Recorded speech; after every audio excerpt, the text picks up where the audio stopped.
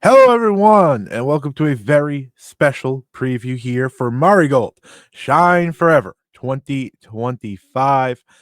I am your host, as always, Scott Edwards. And whether you're listening to this on YouTube, on the YouTube channel, youtube.com/@ Scott E Wrestling, or if you're waiting and you have now hearing this on the 5-Star Joshi Show on podcast platforms, I welcome you as we talk about one of the most exciting shows of the year in the world of Joshi. I am excited. You are excited. I am here. Let's get to it. This is I believe, 8-match card off the top of my head, including the retirement of Nanae Takahashi in the main event. We will also have Marigold World Championship and Superfly Championship matches on the card. The continuation of Marigold versus Marvelous, which is all the more exciting, and so much more on the card. We're going to go match by match in this preview, talk a little bit about what to expect, what to watch for. If this is the first time you are going to be checking out Marigold, you are in for a treat. This roster has really picked up steam over the past couple months.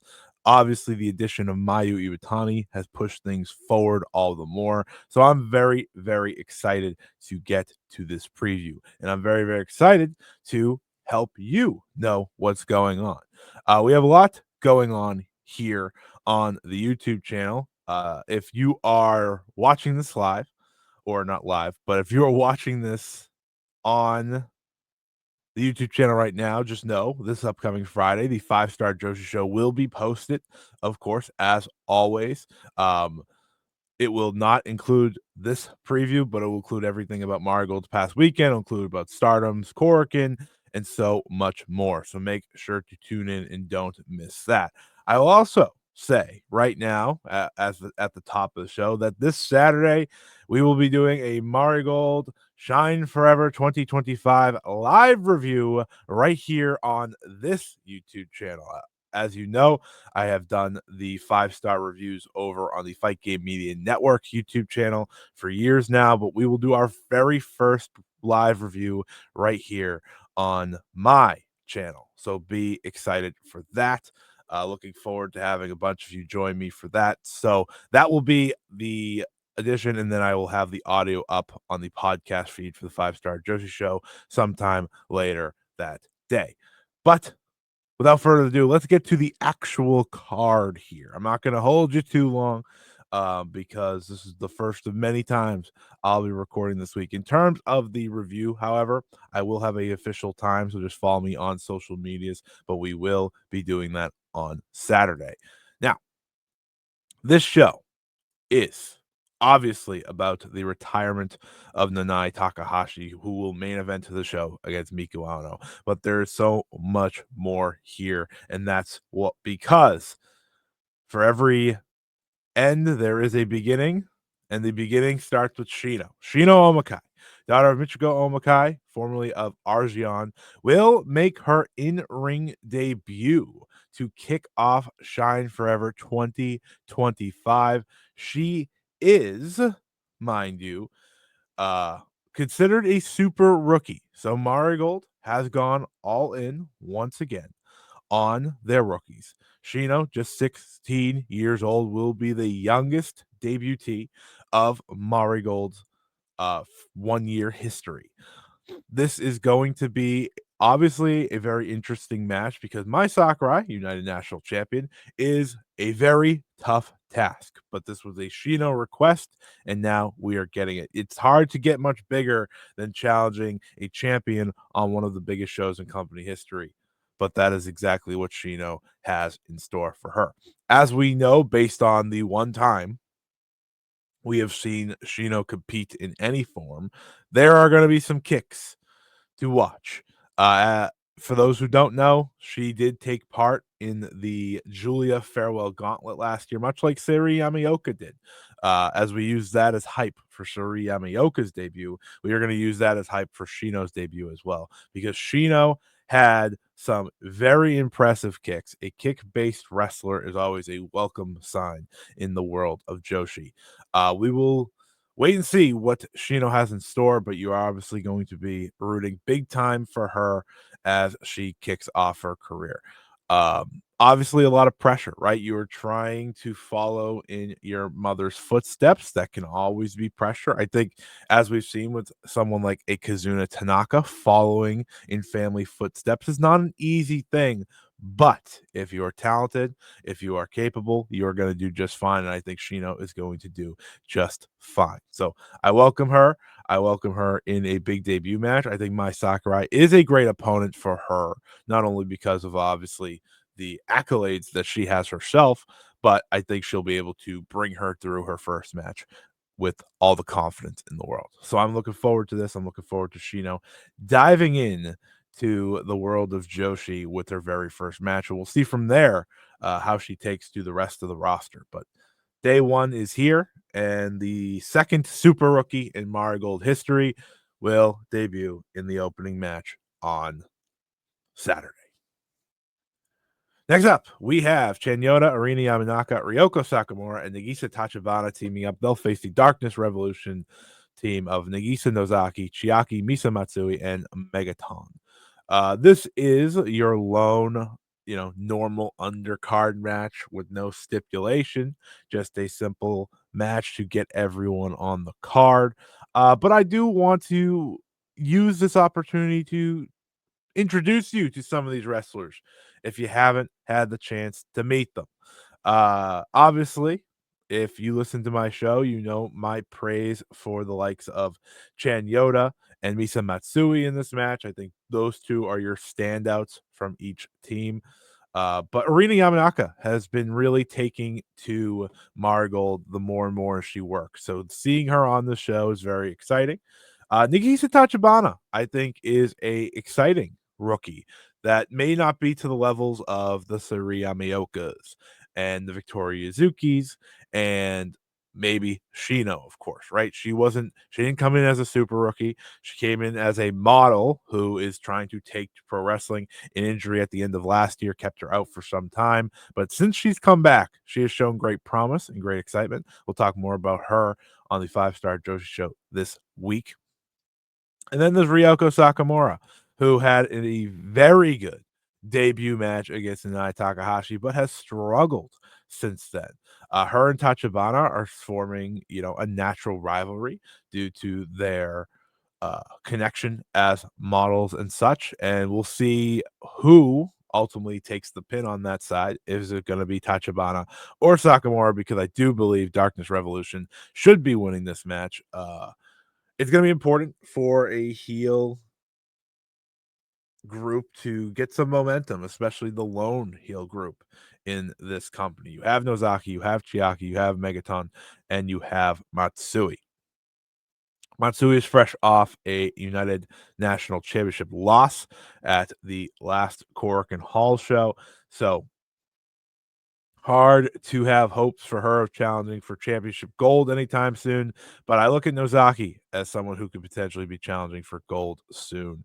Maybe a look at the Marigold World Championship on an upcoming show. So I do expect them to win. I expect them to need the win a little bit more and further establish themselves. But I'm always looking forward to seeing what someone like Chanyota can do with different opponents, and this should be a fun one as well. And then we have the return of Koki Amarei. Koki Amarei returns to the ring for the first time since Marigold first stream on January 3rd, where she faced Chikagoto for the GHC Women's Championship.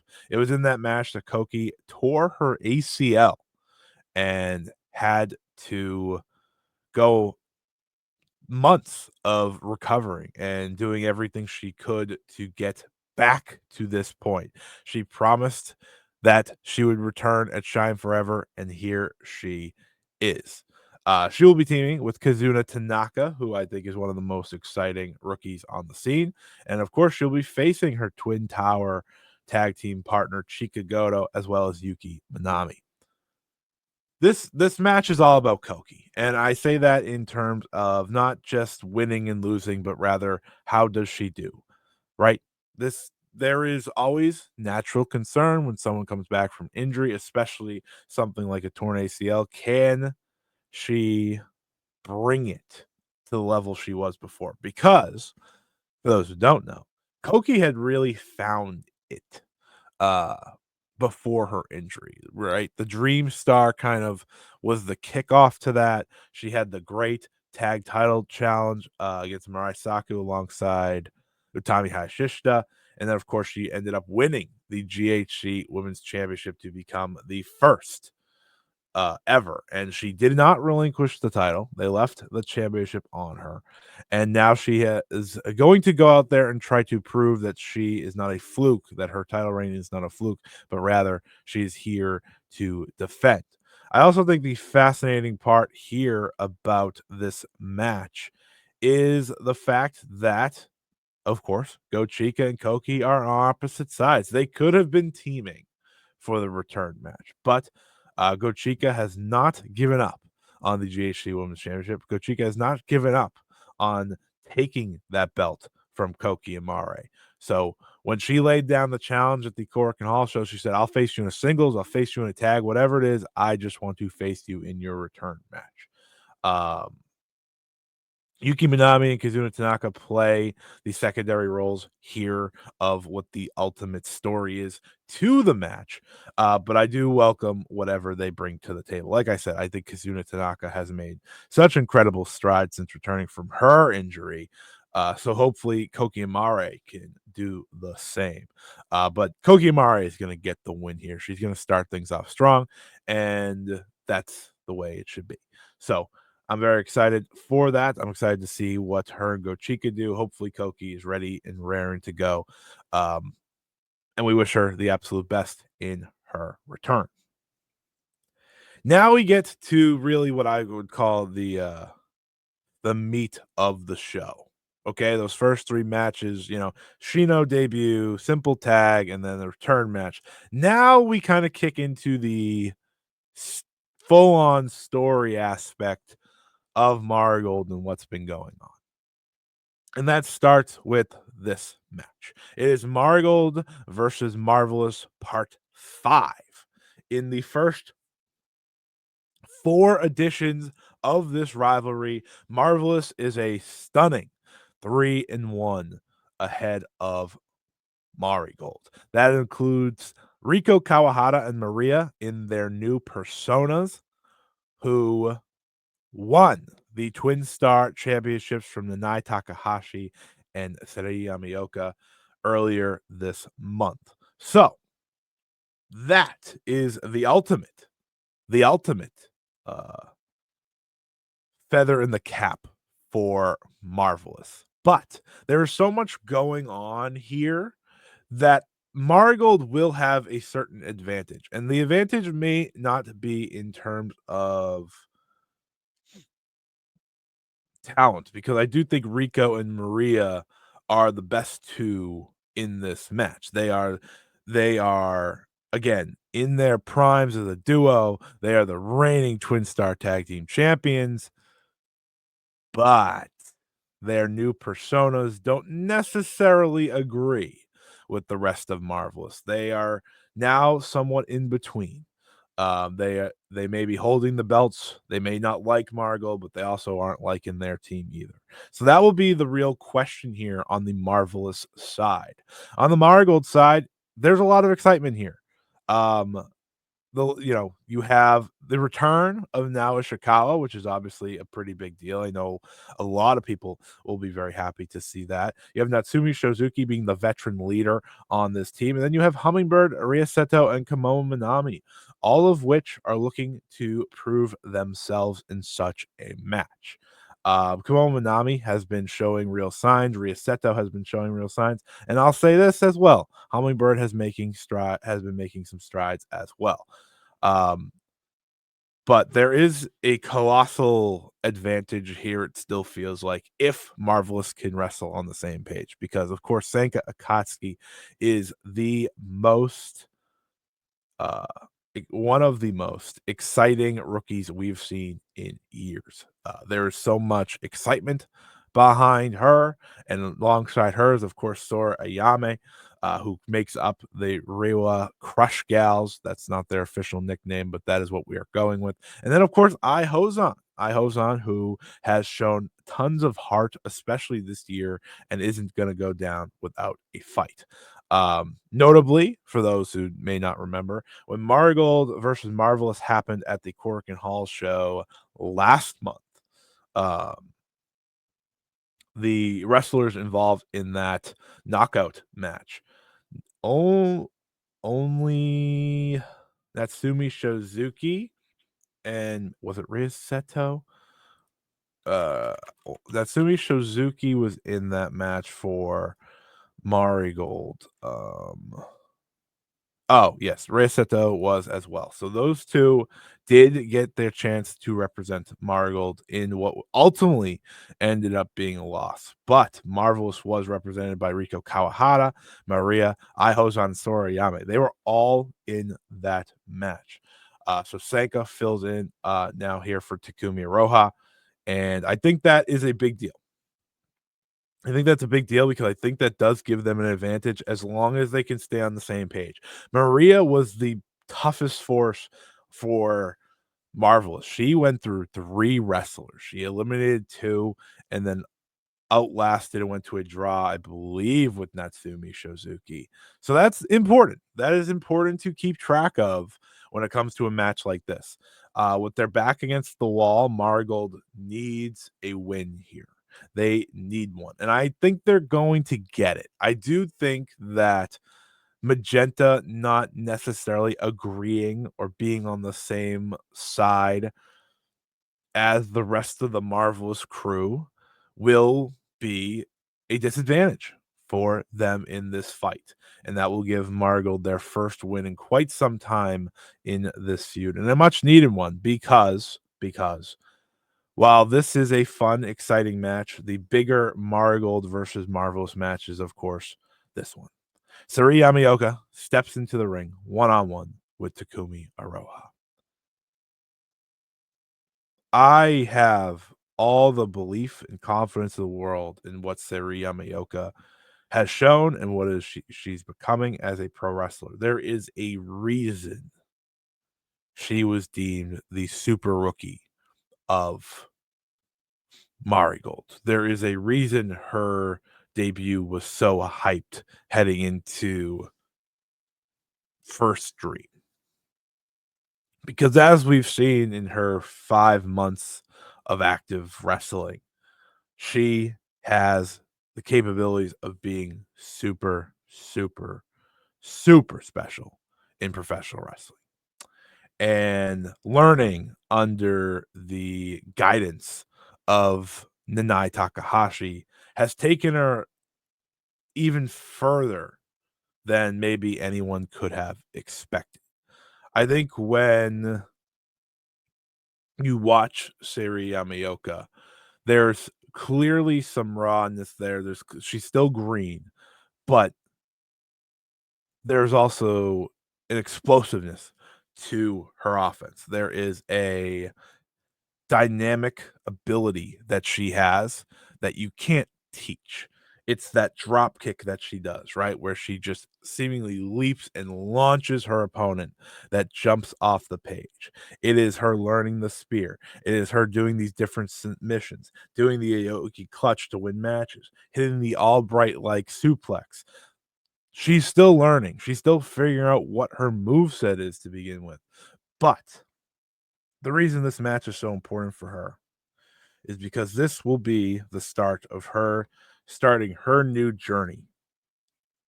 Nanae Takahashi retires in the main event of this show. She can no longer count on Nanae when it comes to in the ring. And I won't be able to be there ringside for her, I'm sure. No. This will be Seri. This will be Takumi Iroha one-on-one. And Takumi Iroha, my God, you couldn't ask for a tougher challenge. Sari Yamaoka is going to be 1 week removed from facing Nanae Takahashi in a grueling, grueling singles match in Sapporo. This feels different because Nanae in that match was trying to help Yamaoka, right? Teach Yamaoka. That's what those passion injection matches are for. It is to push a wrestler to be greater, push a wrestler to be better. And you saw Yamaoka come alive in that match. Takumi Iroha is not here to do that. Takumi Iroha is not here to push Shiri Yamaoka of Marigold to be better. No, she's here to destroy her. Takumi Iroha, since this Marigold feud has started, has been an absolute monster in all the right ways. Her performance in the Marigold versus Marvelous knockout match was second to none. Just wanting Marigold to send more at her. She essentially said, "This is all you got. This is your best bet." Now they send the super rookie into battle with her. Iroha is going to make this very one-sided. She's gonna make this uncomfortable, but it's the few hope spots that you see out of Yamaoka that's really gonna turn this match on its head. That's really gonna make this match exciting. I do think this match is not only going to be great, but it's going to be the best singles match of Suri Yamaoka's career. Um, she has said that she's figuring out the weaknesses of Takumi Iroha, student of the game that she is. And it'll be fascinating to see how much she attacks, of course, the previously injured legs of Takumi Iroha. I think that's where she will obviously be getting most of her offense with her submission game and such. But however long this goes, it's going to be about survival for Sari Yamaoka as she tries to even the score for Marigold and represent Marigold in this battle with Marvelous that I don't think is coming to an end anytime soon. And I'll add this because I do think Takumi Iroha is going to walk out and as the winner. I don't think it's out of the question that from here Takumi could be looking at some gold in Marigold. So that'll be interesting. That'll be fun, but I'm very much looking forward to this match. If you haven't seen Saraya Yamaoka, you are in for a treat. This is a very special prospect in professional wrestling. If you haven't seen Takumi in a while, she is back on her game. I think the past couple months have been the best she's looked in quite some time. So I'm very excited for this match. And speaking of excitement, it doesn't get more exciting than this for me. Superfly championship match, Victoria Yuzuki, Mayu Iwatani, one-on-one. That's what it's all about. That's what it's all about. These two wrestlers went on separate paths a year ago, obviously. You know, Victoria Yuzuki took the jump. She was willing to bet on herself and go to Marigold and leave a group in Stars that was led by Mayu Iwatani, someone that she doesn't only call her teacher, but her inspiration to be a pro wrestler. She left that behind to take this leap. And over the past year, Victoria Yuzuki has shown she is all the more capable of being special. Yuzuki has shown flashes of greatness time and time again. And that those signs of greatness, of course, led her to a Superfly championship at First Dream, her first ever title. She has defended the championship 3 times over that time span, including against Ria Seto, Yuki Mashiro, and Misa Matsui. All wins, mind you. So as we sit here and we look at what Yuzuki has done and the accomplishments she's added up, you realize that this is a very different match than just that. She steps in there with the icon, Mayu Iwatani. She steps in there with the greatest of all time. She steps in there with the savior and the face of Marigold moving forward. And that is where this match really comes to blows. Yuzuki said, "You are not going to walk over me. I'm not going to let you walk over me. You want the Grand Slam? Fine. You want to be the first Grand Slam? Fine. Well, guess what? So do I. So I'm going to put my Superfly championship on the line, and I'm going to show you. I'm going to show you who I've become over the past year. I'm going to show you in real time that I can, in the long run, surpass you." Victoria Yuzuki, much like the Starlight kids of the world from past years, has the idea that she can surpass Mayu Iwatani at a young age. And boy, oh boy, do I have some bad news for you, Victoria Yuzuki. This doesn't often go well for the wrestler trying to surpass the icon. Starlight Kid tried so many times and she came up short. She got better each time. She was getting closer and closer, but she always came up short. Tam Nakano, for example, did the same thing. She always wanted to surpass Mayu Iwatani, and part of that was defeating Mayu Iwatani. That never happened either. Victoria Yuzuki has the capabilities of being an incredible, incredible wrestler. She already is super duper talented. She's one of my favorite wrestlers to watch. But sometimes you have to be humbled to grow. And I think this is one of those times where she is, in fact, going to be humbled to grow. Mayu Iwatani has 15 minutes in there with Victoria Yuzuki to establish I am this level. You are down here. You can climb up. You can climb up. You can prove to me each and every singles match we have that you're getting better and closer. But until then,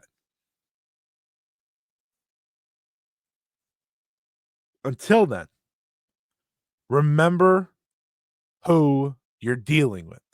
Remember that I am the icon. Remember that I am the one who has walked into Marigold and said, I will lead you forward. This match is going to be terrific. It really is. Victoria Yuzuki has the confidence to not back down to someone like a Mayu Iwatani. She has the confidence to lead forward. She has the creativity to make this exciting. She has the creativity to make this unique. I think this is going to be the best Superfly championship match we have seen to this date. And I do think that Mayu Iwatani captures her first championship in Marigold, winning the Superfly title, the first step in her run to the Marigold Grand Slam. And it'll be all the more fascinating to see what this means to both of them. I wouldn't be shocked if Yuzuki has some tears in her eyes, but this is what it's all about. This is student versus teacher, protege trying to step up to the master, and we will see what Yuzuki is capable of. How close is she truly to getting to the Mayu Iwatani level? That's what Mayu's going to find out. That's what we're going to find out. Boy, oh boy, it's going to be one hell of a fight. Speaking of one hell of a fight, we have the Marigold World Championship match. It'll be Utami Hayashishita making her third defense against MIRAI. I have so much confidence in these two to deliver something special. You know, people have consistently within this title reign asked, where is that Utami? And I think that's been fair. Two defenses, one against Tank, one against Bozilla. The Bozilla one wasn't, I think, to the level that maybe I expected many others did. But this is still Utami Hayashishita. This is a wrestler who I have long found to be one of the best in the world when she's at the top of her game. And as we've seen in the previews leading up to this match with MIRAI, Mirai is bringing her to the top of her game. I don't think it's a question of who's going to win this match. I do think it will be Utami, but there's so much more to that. There's so much more to make you believe in that, and that's where Mirai comes in. To me, without holding the United National, without holding the Superfly, without holding the Marigold World title, Mirai has still managed to embody what an ace is. And for so much of 2024, the conversation around Marigold was, who is the ace? Utami has confidently taken that role. She has confidently said, I am the ace, and I will lead this promotion forward. Right?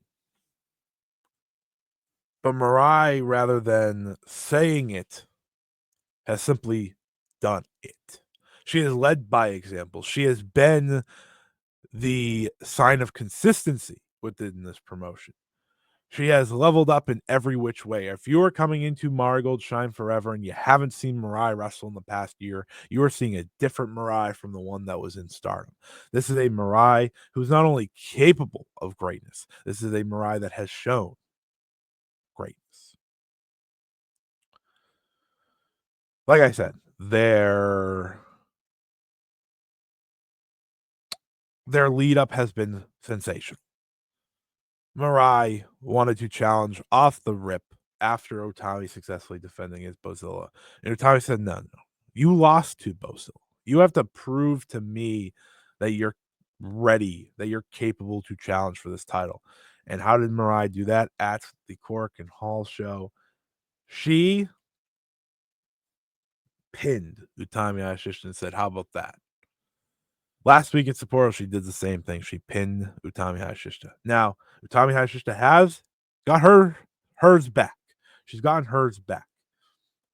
She has also pinned Mirai. They are 2-2 in their preview matches, I believe they specifically said.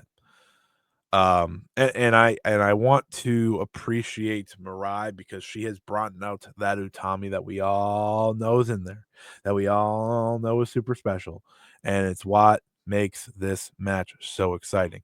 And I will say this: this is the most important match on this show. I understand Nanae Takahashi retiring. I understand Mayu Iwatani's challenging for a title. I understand a rookie's debuting. All that stuff. This is still the most important match on the show. This determines the future of Marigold moving forward. This determines what year 2 is going to look like. Will it be the continuation of Utami Hayashishita at the top of the promotion, or will it be Mirai? Will it be Mirai finally reaching the mountaintop after coming up short? Seemingly, each time she gets an opportunity so far in her Marigold career. This match, like I said, has all the capabilities of being something special. It has all the capabilities, in my opinion, to being one of the best matches of the year. I think these two are undeniable. They've been on this collision course for quite some time. This is what it's all about. This is what a world championship match should feel like. So I can't wait. I can't wait. And honestly, as long as the match is great, it's a winner for both. As long as the match is great, it's a winner for both. I have consistently said I think Mirai has more than done enough to earn a reign as the top champion, but at the same time, no part of me is taking this belt off of Utami when her reign is still so fresh. It's a hard thing to follow because there's two right answers to me, and Mirai might be the one I find a bit more right just because of how much I've really loved her work this past year. But a great title reign again, or a great title match puts Utami right back on track with this reign. You have someone challenge right after the match because there's a retirement ceremony. You don't have to end the show with a challenge. I think you can end this match with an official challenge, whether that be Takumi Iroha, whether that be Mayu Iwatani, whoever it may be. I think a challenge could be in the works after this, but I root for both of them. I absolutely adore both of them. They're just fantastic wrestlers, and they are super ready for this spot. Now, what I'm not super ready for is this. Nanae Takahashi's final match. Final passion. Passion has been the perfect word to embody Marigold's first year. Nanae Takahashi has been undoubtedly, I think, the company's leading force and as close to an MVP as you can get. Uh, she is on a legitimate wrestler of the year run right now, in my opinion. She is going out guns a-blazing. Every little part of her that she has left, she's putting into every witch match. So to imagine, to accept that this is it, has been part of the journey, per se, of the Passion Countdown. Passion has been, like I said, a staple of what Marigold has become. Passion has become essentially the embodiment of the company, and passion does not go away. Passion does not die when Nanae Takahashi retires. Passion will live on in this company. She has her heir apparent, right? It's the Yamoka. She has very, very clearly rubbed off on everyone on this roster that passion is going to live on. It's just going to live on in a very different form. And that brings us to Miku Ano. Miku Ano steps into the biggest match of her career. It was a shock to many when Miku Ano walked out there and said, Nanae Takahashi, I want to be your final opponent.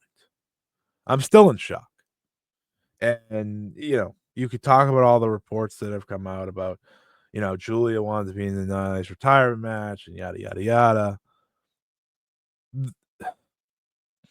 Sari Yamaoka, many people believe, could have been it. We instead did that match last week. I don't think there's a perfect argument then, or let me rephrase that. I don't think there's an argument against this. This is exactly what you want to be doing. We know who Utami Hayashishita is. We know who MIRAI is. 1 year later, after the first Marigold Fields Forever show, where Miku Ano very, very noticeably led the end of the show, you knew she was going to be a star. And while she's held the Actress Girls Championship and the United National Championship as its inaugural champion, this feels like the launching point once and for all for Miku Ano. This feels like the moment of, here we go. This is someone you have to pay attention to. Miku Ano is fantastic. She is a fantastic wrestler. She's having a very, very underrated 2025. But as this match approaches, it's one, I think, undoubtable. She needs to win. I don't have a problem when retirees win their final match. I always find that because it does feel out of the ordinary more than necessary, depending on what part of the world you watch wrestling in. But because it's Miku Ano, I've never felt more than now that this needs to be a loss for Nanae Takahashi.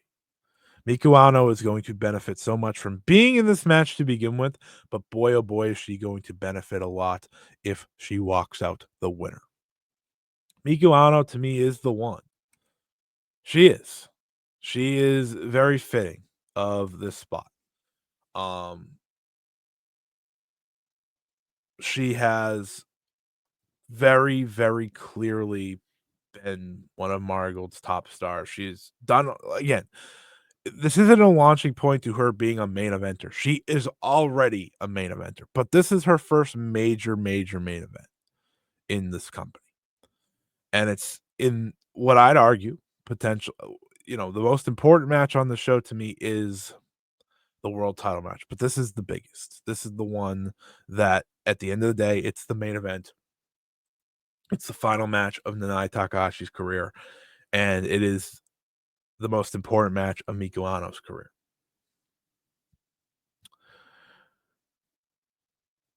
She's earned it. She's ready. It's going to be sensational. It's going to be emotional. It's going to be everything a retirement match should be. We've seen so many amazing retirement matches over the past month alone. And I think Miku Ano is going to be the best version of herself that we've ever seen in this match. The kicks are going to be on point. The strikes are going to be on point. The passion is going to be on point. And Miku Ano will put an end to Nanae Takahashi's career in this match.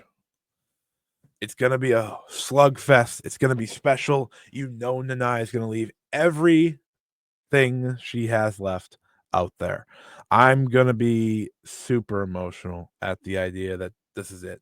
I already am. Like the fact that this is it for Nanae is starting to, listen, the TAM one was so unique in that you kind of knew, but you kind of Mako was a very emotional one. Somehow, some way, Nanae might be the most emotional for me. It's a part of I just have really loved Nanae's career and what she has created. Really since her return to stardom, especially, and this past year alone has been such a special aspect of her legacy. But she's given me so much enjoyment as a fan. She's given me so much excitement as a fan. And her absence will be very noticeable on Marigold shows moving forward. I don't think she disappears from Marigold or anything. I'm sure she'll still help train and things like that, but we won't have passion on each and every show. We won't have the big entrance. We won't have passion. We won't have that. So it's gonna be a real shift. And it's a shift that we already have seen, right? When Mayu Iwatani faced Nanae Takahashi and beat her, that was the start. That was Mayu taking the veteran centerpiece role from Nanae. And now this is Miku Ano saying, I may not be that, but I am going to be your next main eventer. I am going to have a claim to be your next Marigold World Champion. I for me, I think Miku Ano is your next Marigold World Champion. And I think this again is the launching point for us to get there. This is the launching point for her to get there. That's why Nanae Takahashi, at the end of the day, has accepted this match, has given Miku Ano this level, because this is the level of you're going to want to see this, because Miku is going to be someone you're going to want to see over these next couple of years. This is someone who can lead this company. This is someone who they want to lead this company, and that's why she's in this match. It's going to be sensational. It's going to be emotional. It's going to be everything you want from a retirement match. Nanae Takahashi, Final Passion versus Miku Ano. Main event, Shine Forever 2025. A glorious celebration. And with that, that is your Shine Forever 2025 preview here on the YouTube channel. Like I said, if you are listening, thank you for listening, whether it be on the YouTube channel or on the podcast. I greatly appreciate the continued support I am receiving on the YouTube channel. I am also very appreciative of the support I'm just receiving overall in the past couple of weeks, obviously with Stardom All-Star Grand Queendom and now Shine Forever. It's been a busy month here in terms of content creating, but I've enjoyed every last bit of it, and I've enjoyed all the comments from you. So I will say this one more time if you are tuning in. The Shine Forever 2025 review will be on my YouTube channel live this Saturday. I'll have an official time as of the 5-star Joshi show on Friday. So make sure to keep tuned to that. We will have the announcements. I also be tweeting it out, posting on Blue Sky and such in terms of time on Saturday, but make sure to pencil that in. If you're here for the first time, I also ask you to go check out my other content, including my video on Tam Nakano and her legacy, a personal look at Stardom's Twilight Dream. I highlighted my favorite moments from her incredible career and the things that stood out the most to me throughout her incredible career. I also have a check it out, which is a look at the Nanae Takahashi versus Mayu Iwatani match from the Cork and Hall show on the 4th of May. If you want to go relive the iconic week of the icon, we also have content for that as well. But once again, thank you everyone for listening. Thank you everyone for joining me. I'm very excited for Shine Forever. This is a show that I think is going to be one of my favorites of the year, undoubtedly. There's so many great matches. There's so many big opportunities for so many young wrestlers. And there's just so much potential greatness, especially at the top of the card. But we will say so long to you as we prepare to say so long to Nanae Takahashi from the world of professional wrestling. So until next time, everybody, I bid you adieu. I'll see you on Saturday for the live review for Marigold Shine Forever. And until then, so long. See you later. Bye-bye. Passion.